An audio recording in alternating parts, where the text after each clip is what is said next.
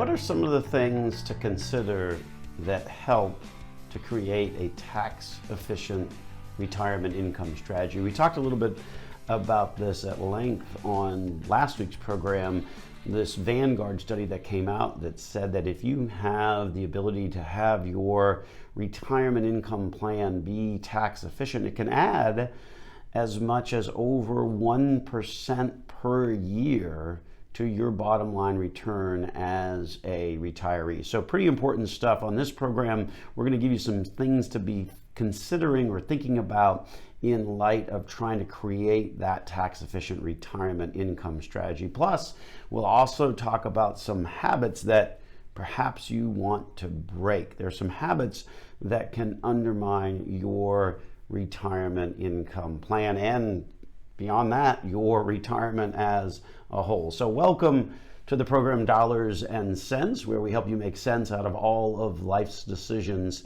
involving your dollars. We're Central Florida's longest running radio program, coming to you live here on the WFLA Orlando network, along with a 96.9 The Game. Speaking of 96.9 The Game, had an opportunity last Sunday to actually attend the Tampa Bay Bucks game in person. And it was, as you might well expect, sort of a unique experience because it was a much less of a crowd. It was actually, I think that was the positive part of it, right? We were able to kind of go over and see the Buccaneer ship there in the end zone without really having to kind of work your way through a giant sea of people.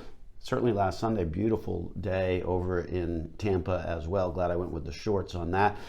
And they were pretty strict on making sure that you had your mask. There are people in different sections that were constantly kind of reminding people in an effort to try and create as safe of an environment as possible. But certainly a unique experience. Obviously, if you're listening to us on 96.9 The Game, you know that that's the home of the Bucks.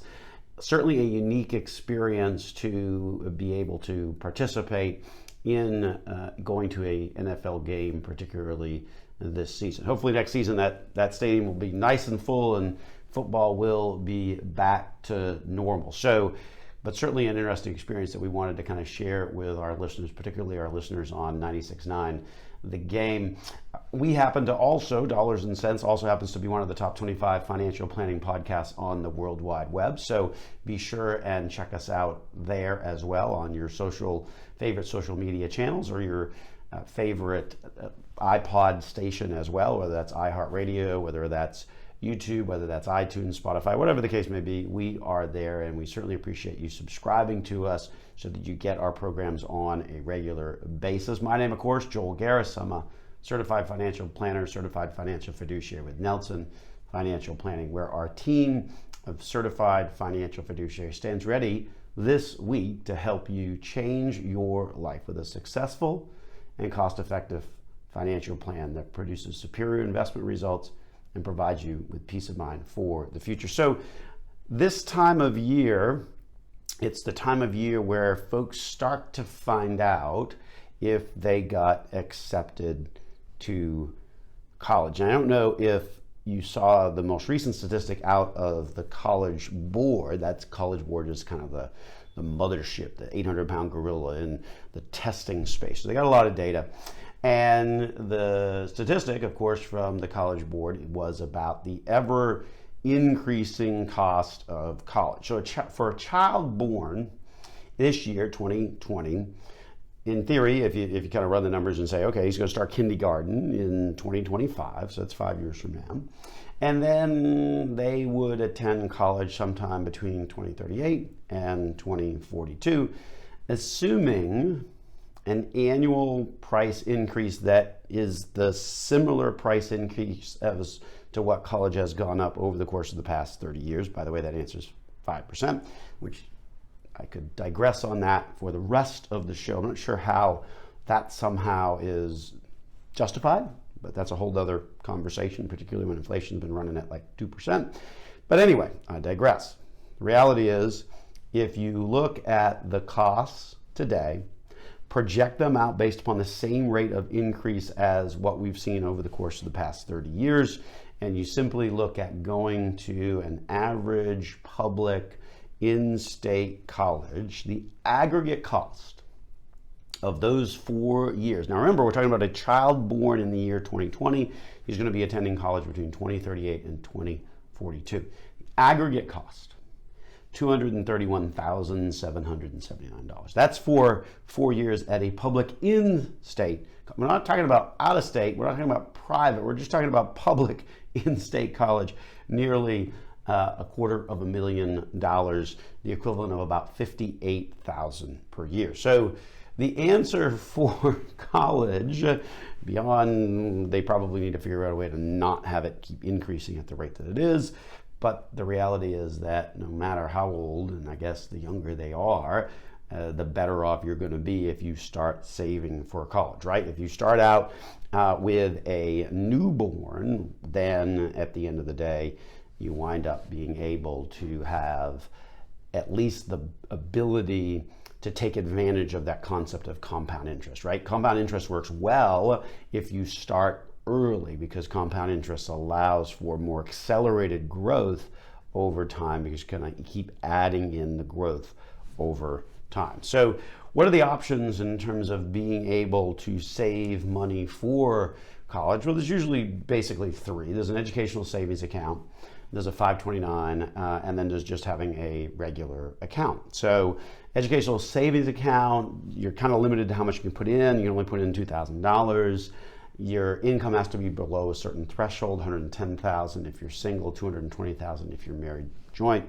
And then you got to use it by the time the child turns age 30. If you don't use it for education purposes, same as with the 529, you've got to pay income taxes plus a 10% penalty on the profit. So it's really determined or specific for educational purposes. 529, in contrast to the educational savings account, has a much higher amount of dollars that you can put in, up to $55,000 in any given 1 year. You sort of front load the gifting aspects of it. I actually think that number is actually $70,000 now because the number has gone up because it's based upon the gifting limitation. There's also no income, so depending on, doesn't matter how much you make, you can put money into it. And there's no age limit like that educational savings account. The third option would be sort of a regular account where there's not really any limit, there's not really any income limit, there's no age limit. Basically, a regular account means that you as the parent specifically set up sort of an after-tax regular investment account to help to just have that money available in a separate account, separate from all your other accounts that you can use, that ultimately is available to you to be able to use. So each one of those options, the educational savings account, 529, regular account, all of those have some different features, if you will. Probably between the two, the 529, if you want to specifically set something aside for educational purposes, the 529 is usually sort of the traditional way to do that. The other option that you could do is also doing a prepaid plan. That is got some pros and cons as well, just like any of these. The prepaid plan, you can use it in that particular state, and you basically sort of lock in the price of tuition, which, given the 5% increase per year, but pretty decent effective return.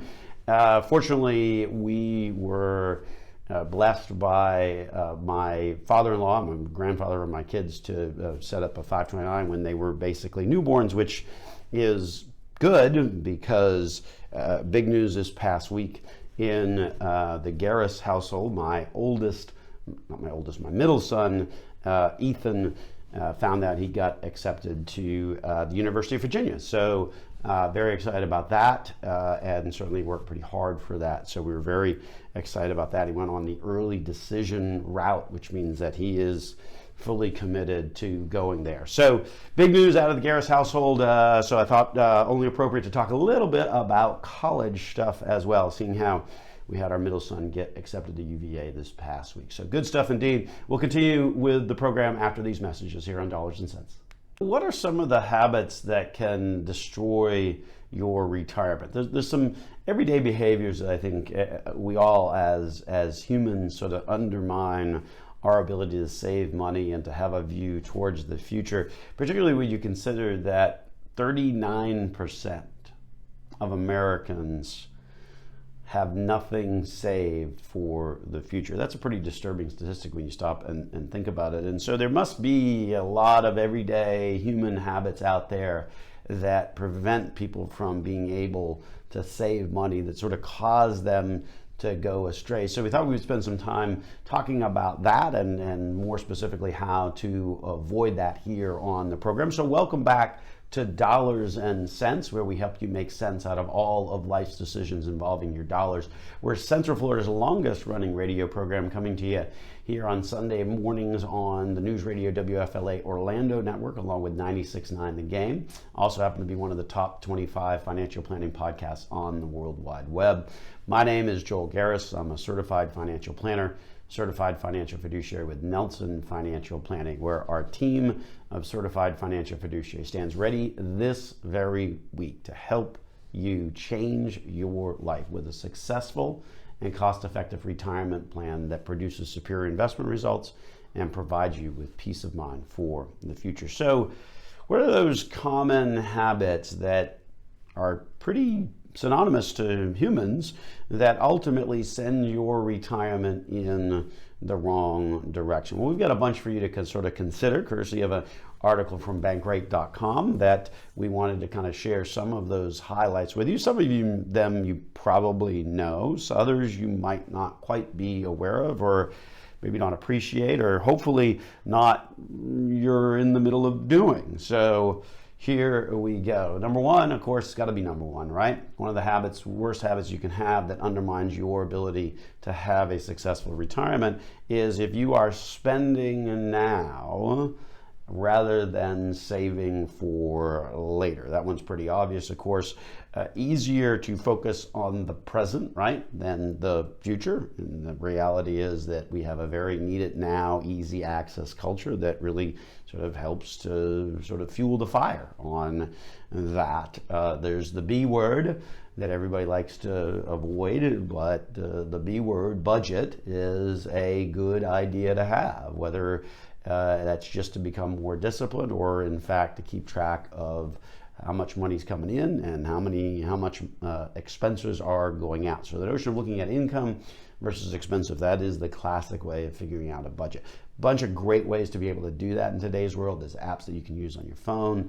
You can download your statements, look at your statements all the time online.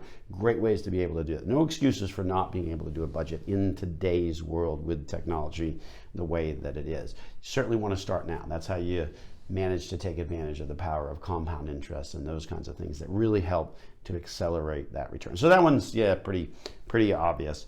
The other one might not be quite so obvious, and that would be underestimating how much you'll actually need for retirement. You need to not just be concerned about today's budget, but what that future budget may look like. And oftentimes what we see is that folks, when they retire, there's sort of three different areas where they can get a little fuzzy or a little off in terms of the projections and what the numbers are that they're looking at. And it breaks down into three different categories that you don't necessarily think of. The first and foremost is, of course, taxes, right?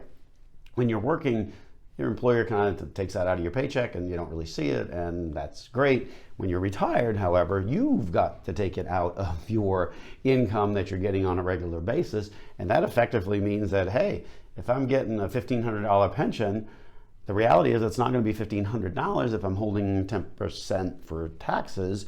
That's going to be more like $1,350. That's a difference. The taxes now are much more your responsibility when you retire. The second thing is health insurance, and this one obviously is a huge issue. A lot of folks don't really appreciate how much health insurance is going to be when you retire, particularly if you're not age 65 and eligible for Medicare. It can be a really big number. And the reality is most people don't necessarily see how big that number is, because again, if you're working for an employer, they're providing benefits perhaps under a group plan, or maybe they're covering a significant portion of the cost. Now, in retirement, you've got to cover all of that cost. And then lastly is the category that we like to refer to as free time expense. That's this notion that if you're getting up every day and going to the office and then coming home, that means that that day is consumed at the office. Well, if you're at the office, chances are you're not goofing around and spending money. Well, maybe you are online or something, but you should be because you're at work. So the reality is that that notion of no longer being at work gives you much more free time. What do the people typically do with their free time? Well, oftentimes it involves spending money, whether it's golfing, traveling, or following their hobbies. All of that takes money. So that you want to add into sort of that look for retirement, this notion of that free time expense. Another popular habit I think that people do that sort of undermines their return is that they only invest in the best performing funds, or perhaps they just choose the default target date option. I'm not going to get too deep into the target date conversation on this program. We talked about that last week, or maybe it was a couple weeks ago. If you want to find out more about that, just check us out on our YouTube channel at Nelson Financial Planning, or go to Facebook or Twitter or any of those types of social media platforms, and you'll be able to see the library of shows that we've done in the past. So I'm not going to talk a lot about target date funds. Bottom line, don't have a particularly warm and fuzzy view of them. We think that they're just simply too cookie cutter for what they're providing. But the notion of looking for only investing in best performing funds sort of underscores this notion of chasing returns, right? We look at something and say, wow, that did really great, and now I'm going to put my money into it. The reality is that you're probably late to the game on that. And you can see that there's been a lot of analysis done on like Morningstar 5-star rated funds. The funds that today are 5-star rated funds oftentimes will not have that same excellent track record in the future. Why is that? That's because a lot of the Morningstar star system, if you will, really looks at short-term performance. And I think that's an issue with humans in general, is we all look at that short-term performance number and we say, oh, wow, that looks really great. That did great over the past year. That did great over the past 3 years. But the reality is that something may have been happening that might really skew the results. So if you're constantly chasing that best performance over that course of that 1 or 3 year period of time, then you're going to wind up underperforming going forward. So the way you kind of avoid that is you look at funds that have been around a long time, that have that 10-year, we often say it's got to be at least a 15-year track record in today's world, because 15 years will get you back into the 2008-2009 timeframe. If you're just looking at 10 years, that's pretty much all after 2008-2009. So that winds up being a lot of up in the market. So that number can be a little misleading in terms of the performance that that kind of fund can in fact deliver through all types of market cycles. So be careful about chasing or only investing in the best performing funds. You want to really kind of take a look at more the longer term record of a fund, rather than kind of get too hung up on sort of that most recent best performance. Similarly, on the list of habits that can sort of undermine your retirement is sort of misunderstanding what diversification is. Diversification is not just, hey, I own 10 funds. It's important to go sort of behind the curtain and really look at the mix between stocks versus bonds, and to sort of get that overall view of where you're at in terms of the balance between stocks versus bonds, but also to drill down that further, right? Know how much you've got in large companies, how much in small companies, how much in domestic, how much in international. And if you want to go even deeper, which we would encourage you to do, really look at sort of the top 10 holdings that are in that portfolio as a whole. Because what you'll find is that a lot of funds have a tendency to own the same types of companies, or the same companies in today's world. And so you want to make sure that, hey, just because I own 10 different funds, if the number one holding in every single one of those funds is Microsoft or Amazon or whoever, that winds up really undermining your overall diversification. So we got some more of these types of habits to share with you on the program. We'll continue this through the break here at the bottom of the hour, and continue on some of these habits that can undermine your retirement. So stay tuned with us through the break here on Dollars and Cents. This is Joel Garris of Nelson Financial Planning on News Radio WFLA Orlando. Back to Dollars and Cents, where we help you make sense out of all of life's decisions involving your dollars. We're Central Florida's longest running radio program, coming to you here on News Radio WFLA Orlando, along with 96.9 The Game. Also happen to be one of the top 25 financial planning podcasts on the World Wide Web. My name is Joel Garris. I'm a certified financial planner, certified financial fiduciary at Nelson Financial Planning, where our team of certified financial fiduciary stands ready this week to help you change your life with a successful and cost-effective retirement plan that produces superior investment results and provides you with peace of mind for the future. So what's the rest of these habits that ultimately undermine your ability to save for retirement? We talked about a bunch of them in that prior segment. This segment will kind of continue that conversation, give you a few more things to be thinking about. And this one is one that may surprise you as a habit that can undermine your retirement, but I'm telling you, it is one that we see an awful lot, and it just amazes me anytime I hear these words coming out of somebody's mouth, and that is they stop saving when the market goes down. They only want to save when the market goes up. Folks, that's like completely the opposite thing of what you want to kind of be rooting for. You want to be saving when the market is down. If anything, you want to be saving more when the market is down. Why? Because it's like the market's on sale, right? So if you walk into the store here during the holiday season, you find something on sale, you're more likely to buy it, right?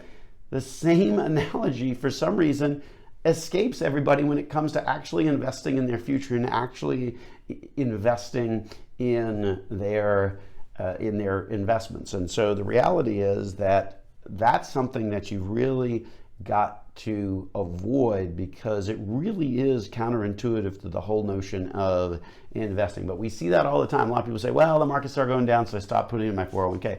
No, don't do that. When the market goes down, that's exactly when you want to keep staying consistent on being able to invest in your retirement. That's certainly one that can do some damage, because you're not able to take advantage of the volatility in the market because you've stopped investing. Here's another one that can really do some significant damage, and that is sort of overreacting beyond just, hey, I'm not going to put money in because the market's going down, but really overreacting to market volatility. That can really be incredibly damaging. What we're talking about there is, see the market go down and you ultimately move to cash. Say, that's it, I'm done. I'm not going to continue to see my balances slip down. The reality is that you feel fine because, hey, I got out and I did something about it, because that's human nature. But the reality is that then you're faced with a much harder decision of, okay, well, when do I get back in? How do I get back in? Because history shows the market goes up a whole lot more than it goes down. And the reality is that makes things very, very difficult in terms of being able to properly time the market. And that's where the real damage to your performance can occur. So certainly want to watch out for that as well. Another thing to kind of be aware of, and we've talked about this in prior programs, so often folks focus on sort of that pre-tax saving, and that's great, don't get me wrong, because with pre-tax savings you wind up getting a tax deduction now, which ultimately getting that tax deduction now means that you've got a little bit more money. So maybe that means that translates into saving a little bit more than what you might otherwise do, because you get the tax benefit. So that's a neat feature of pre-tax savings in today's world. But the reality is also that in retirement, you're going to want other places to be able to grab money from. Understand the difference between having buckets of money that are going to be fully taxed as ordinary income versus other buckets of money, if you will, that allow you to get access to that money without those kinds of tax considerations. Remember, there's sort of a bifurcated tax code out there in terms of ordinary income tax rates versus capital gains tax rates. Capital gains tax rates are obviously much, much lower than income tax rates, combined with the fact that when we're talking about after-tax investing rather than pre-tax investing, after-tax investing, when you take it out, you get to write off some of the original investment that you used for that particular investment. So if you put $10,000 in and it grows to $11,000, and you take 11,000 back out, you only got to report the gain on it. The original 10,000 that you put in, you don't have to pay any taxes. So that's kind of the beauty of after-tax investing, because it allows you to have that flexibility to not have a big increase on your tax return when you wind up actually using that money. Next up on the list of these habits that can really undermine your retirement is not factoring in emergencies, right? Emergencies, the reality is they happen. Things like pandemics happen and you need money because you're out of work for a bit. And so when they do happen, if you don't have an emergency savings, then you can really start to kind of sort of spin out of control, if you will, because then you may have to wind up tapping a high interest rate credit card. You may have to wind up hitting your retirement, and ultimately those types of moves are going to cost you for the future. So be careful about that. Make sure you're sort of factoring in emergencies. They do happen. You certainly want to have an emergency savings account, because if you wind up tapping credit cards or anything like that, or tapping your retirement, then ultimately I think you can find yourself down a rabbit hole pretty quick in that environment. So, and then lastly, we put on the list here, paying too much for cars or buying new cars regularly. We actually, one of our team members, Garrett, actually did a video on this very subject about millennials spending too much money on cars, and had some statistics about millennials and car spending.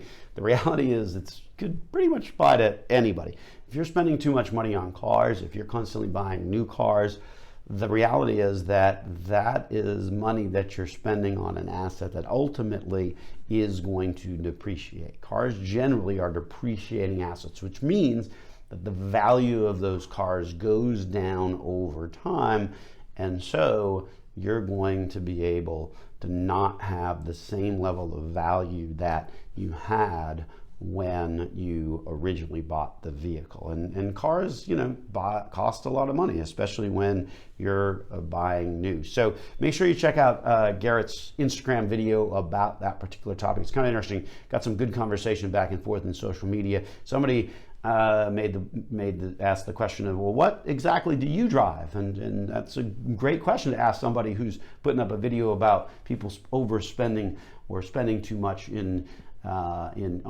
cars. And in Garrett's case, he had bought a 4-year-old used Toyota, and even in my case, I drive a Ford. So nothing fancy. We're clearly practicing what we preach when it comes to the advice that we give our clients. So certainly those are some important things to be thinking about in terms of those habits to avoid during the course of life, because those types of habits can certainly undermine your future.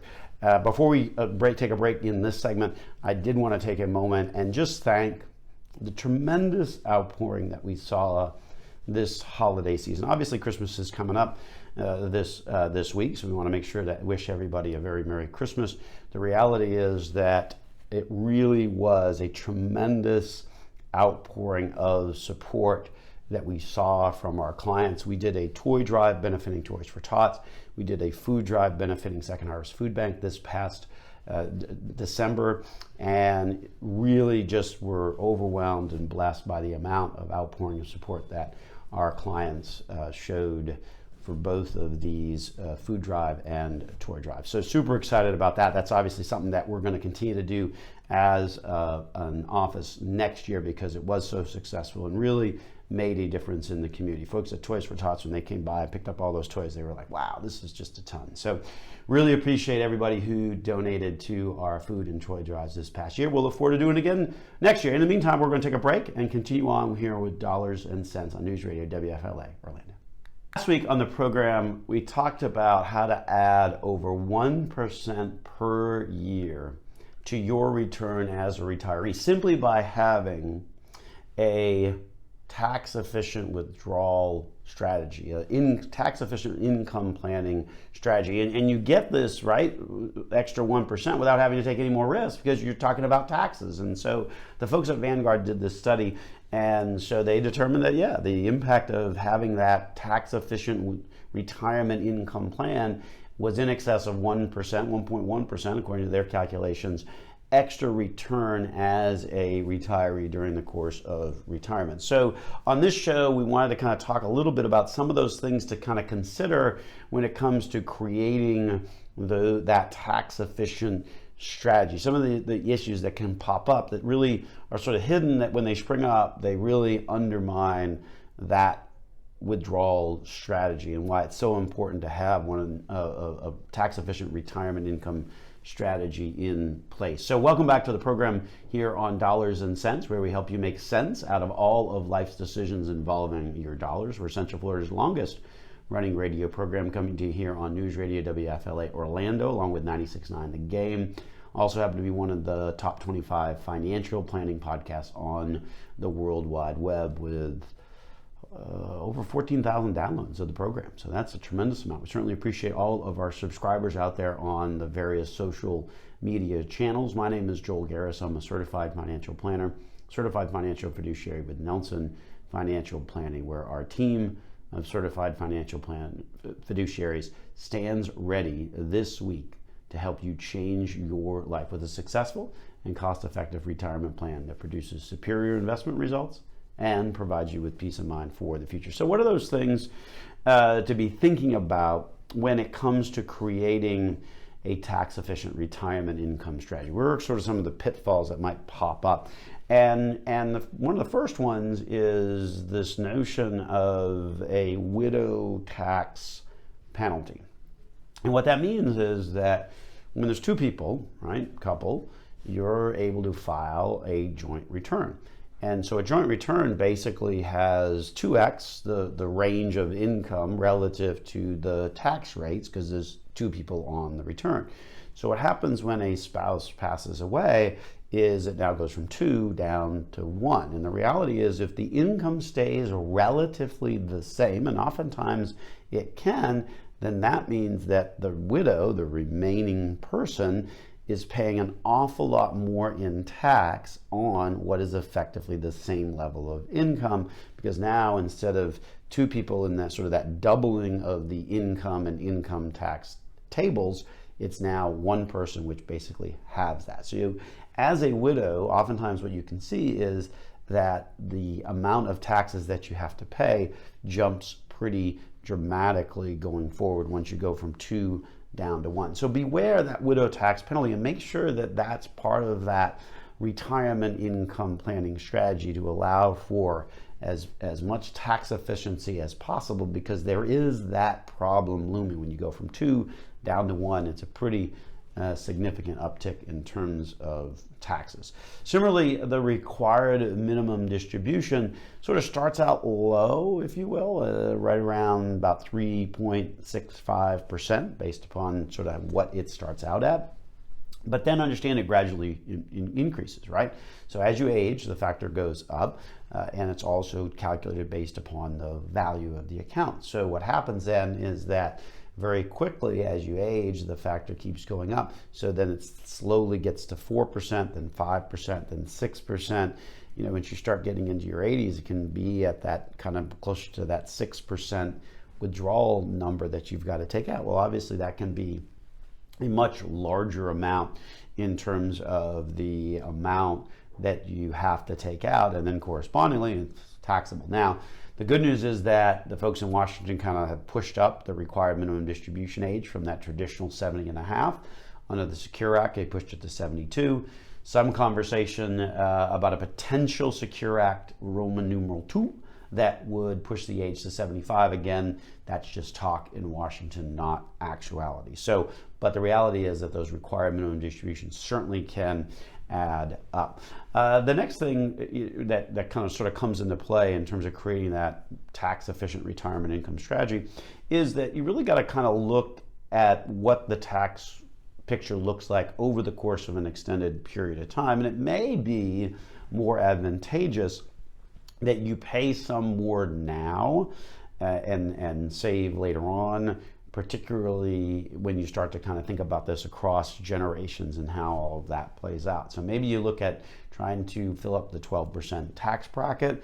The notion that your beneficiaries are going to be able to spread out their inheriting of retirement assets over the course of their lifetime is now no longer. That's the elimination of the stretch IRA. We've certainly talked about that in prior programs, but basically, instead of now being able to pull out your retirement assets that get inherited by sort of the next generation over the course of the rest of their lifetime, then they have to take it out in no longer than a 10-year period of time. Well, that's obviously got some tax implications that can sort of ripple through the current generation. So it's really important to kind of sort of project out what that number or what those tax rates might be, not just yours, but sort of to keep an eye on kind of what that picture looks like through the course of the generations. And so again, something important to kind of be thinking about there. Also is the issue with required minimum distributions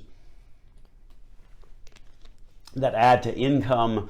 The reality is that your required minimum distributions can in fact force higher Medicare premiums, right? As your required minimum distribution goes up, the reality is that that income then goes up. Higher income can force you to pay higher Medicare premiums, and that implies both the Part B and a Part D as well. And here's the harsh reality of that, is that if you're just $1 over, then at the end of the day, you're going to wind up paying more for Medicare Part B, Part D for an entire full year. So again, those are just some of the kind of things that we want to just sort of mention in line with the notion of creating a tax-efficient retirement income plan.